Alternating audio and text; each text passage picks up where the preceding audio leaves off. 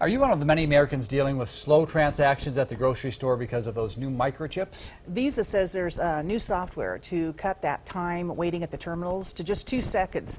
Local News 8's Taja Davis has more on what the credit card company will be doing to try to cut down that transaction time. About a year ago, major credit card companies like Visa and MasterCard added a chip to their cards in order to help protect identities and ward off counterfeit cards. Now, these same companies are trying to speed up the time spent at the register.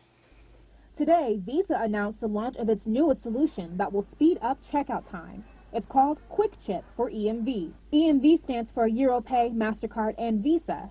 And this new update is set to cut the time spent leaving your card in the machine down to 2 seconds or less. Swiping the card is about as fast and as painless as can be for the card holder. And it's not uncommon for a card inserted in the chip reader to take, easily almost 20 seconds often for that card authorization to happen. Transaction time is a top concern when using chipped cards, and the current average wait time is 10 to 20 seconds. This is still a much safer alternative than simply swiping your card. A little bit more accurate to read. They don't have to slide it a bunch of times. It's kind of a one and done. So it is a little bit easier. The chip is a small computer designed to act as a very powerful security device, making fraud much more difficult.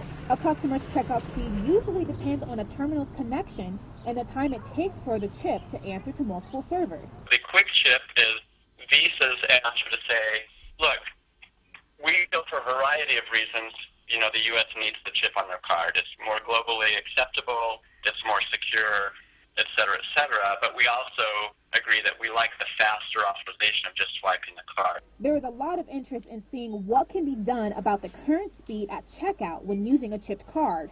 And it looks like Visa's QuickChip enhancement may be the answer. With over 300 million chip transactions this March, Visa is eager to make sure people can make their purchases safely and efficiently.